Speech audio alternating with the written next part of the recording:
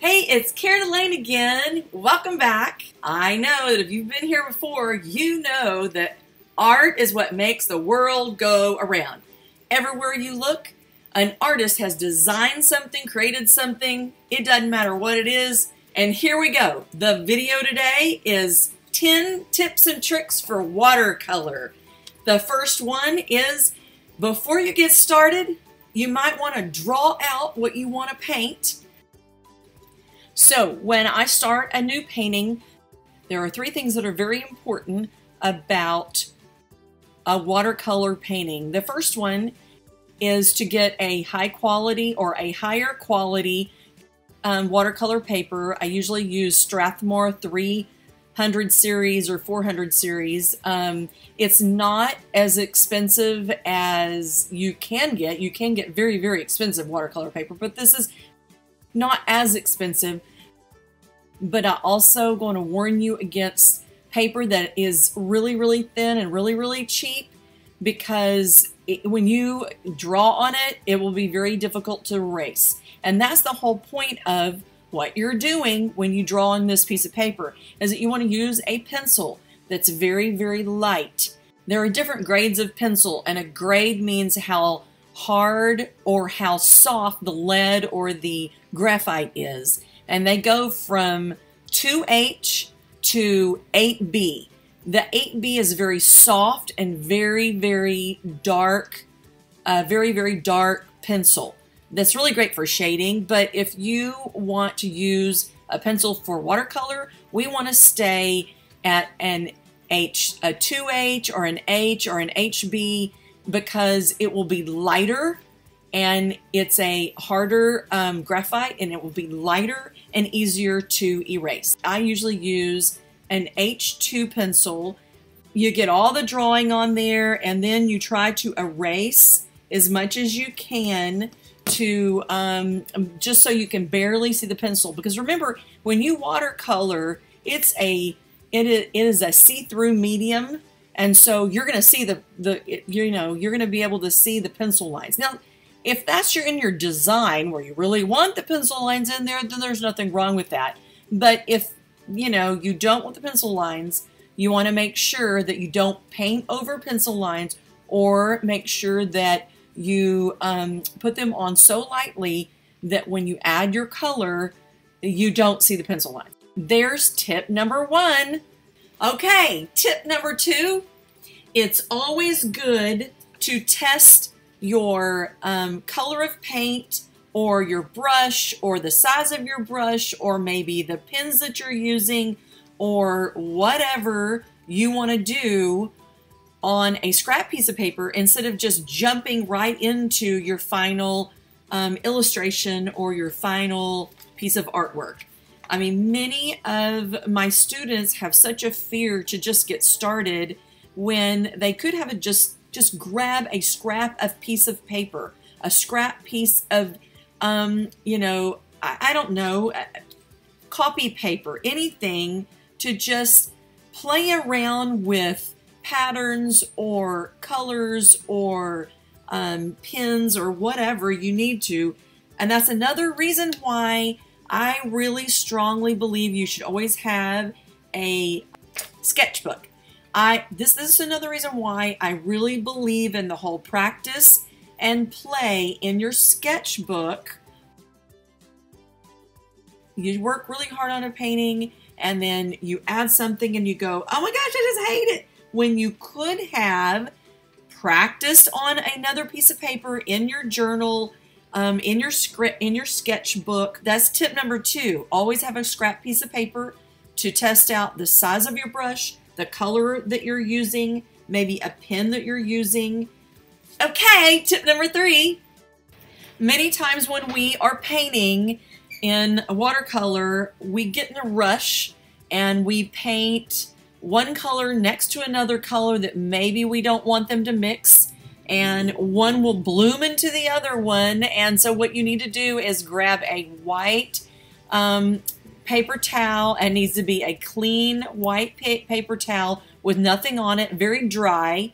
You can go in and blotch up the color, and then you can go back with your paintbrush and pick up paint with your paintbrush, clean your paintbrush, and then get the color that you want on there on your paintbrush, and then go back over it and blend it onto your paper. So there's tip number 3. Make sure you have lots of clean, dry paper towel. Hang on, tip number 4. Oh no, I didn't want it to do that.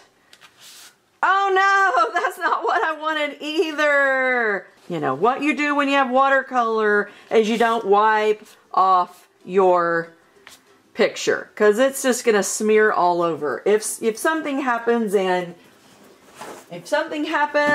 you want to blotch something up because you don't like it or you don't want it to look like that, you take a clean piece of paper and you dab, lift it up, and then you can repaint. That was another one of the tips, but I just wanted to show you, don't smear, dab. Okay, that's it. Tip number 5, paint lightly and then just add layers and add layers and add layers to get the colors that you need. So in this painting, it's a wet on wet technique where we are painting very lightly in the background, basically because there's lots of water on the paper. So when you add the color, it blooms out and it mixes up with the water, makes it lighter. And then as we keep painting the painting, we let it dry some, and then we add layers on top and layers on top, and they get darker, and that is another tip.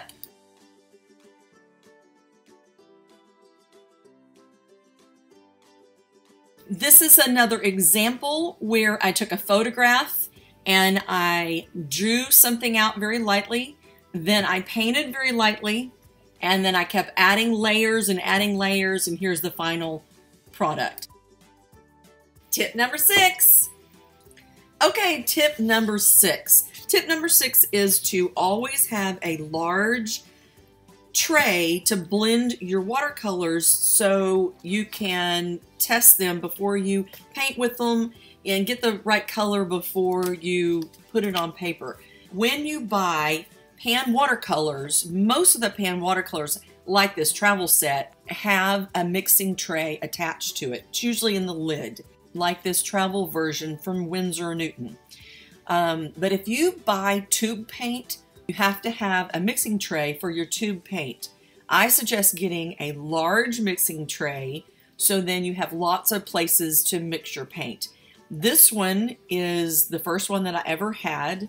I got it back when I was in college. Another thing that I really personally like is if I get tube paint in gouache or watercolor and I get a tray, I love to have a lid for it. So then, you know, once you squirt out the paint, sometimes you don't use all the paint. With watercolor and gouache, you can go back and reuse the paint. But if you don't put the lid on it, then sometimes dust and other things get on it, and then your paint will not look very well when you put it on the paper. So I really do, you know, suggest having a mixing tray that has a lid. And just like tip number 2, always have a scrap piece of paper that once you've mixed your paint on your palette, test your paint on a scrap piece of paper before you actually add it to your painting. Tip number 7, blend on your paper while you're painting. Here is a great example of a flower where we are going to blend and add color and water to an existing painting that's already wet to change the color and maybe even add some contrast.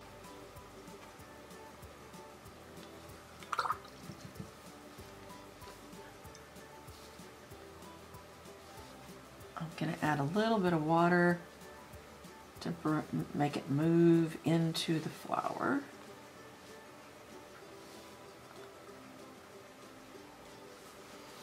Okay, then I'm going to go back with the same center, which is the purple and the brown combined, and I'm going to add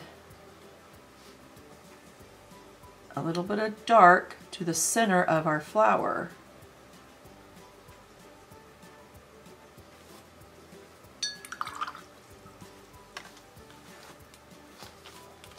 And I've got a lot of water on here. I didn't tape it down, so it's kind of, the paper is sort of buckling a little. But the good part about that is it is also making the color move into the flower, which is basically what we want to do, right? If you love what you see, all of the art that has been shown to you today is either on YouTube or has been integrated into bite-sized classes, and all of the links are below. Go to harmonyandlife.com to check out my classes and learn step by step how to create any of the pieces that you just saw today. Also, if you want a swipe file that has images and all the descriptions of all of the tips that we just went through, there is a PDF link in the description below. Check it out. Oh my gosh, make sure you subscribe so you can get a video every week. Stay tuned. So tip number 8 is to mix and play on your paper. Sometimes you have too much water or not enough water, or too much paint or not enough paint, and you never know what might happen when you start playing and mixing on your paper. Check it out. Ooh, I like that combo. This purple and that's really pretty. Well, that was unexpected. I didn't expect that. Here comes 9. So I just got finished splattering this, but I want to grab it and go put it in the scanner. And of course I don't want the wet paint on my scanner. So what I'm doing is I'm just going to get a hairdryer and I'm going to dry it. So I don't know if you see a cool setting. It's blowing away. See, I'm putting it on a cool setting. I want it cool. I don't want it too hot. The reason why is I want it to dry. The reason why is I want it to dry, but I don't want too much heat or it will make the paper buckle and then it'll be all wavy, and then when I go try to scan it in the computer, it'll be all wavy, and then I have to clean it up in Photoshop. And I don't want to clean up any more than I have to in Photoshop. So that is tip, not 10, but that's tip number 9. Watercolor is so much fun. And finally, tip number 10. Of course, there's plenty of other tips. Come back and see me. Tip number 10 is sort of a special effect. You know, maybe I should do a video only on the special effects. Anyway, this one is about adding salt. The top up here needs to be sky. I want to try to keep everything kind of in the same color scheme or color palette. So we're going to make a sunset up here. So then that way we're staying with the same color palette. But the first part, we're just mainly adding water to wet the paper, so then when we put the color on there, it blends more evenly. In our sunset, it will be fun to have a variation in the color. So we're going to do yellow on one side, we're going to do orange on the other side. While the sky is still wet, I am going to add some salt to give it some texture. And then we're going to let it dry. I love the salt. So you put the salt on it and the salt separates the color from the paper. It's really pretty. So we're going to let this dry and then we're going to come back one more time and we're going to put in the rest of the foliage and everything in the bottom. And here is a close-up of the final artwork. Of course, I do have plenty of other tips and tricks. Don't forget to subscribe. Harmony and Life Art Lessons. And I'll see you in the next video.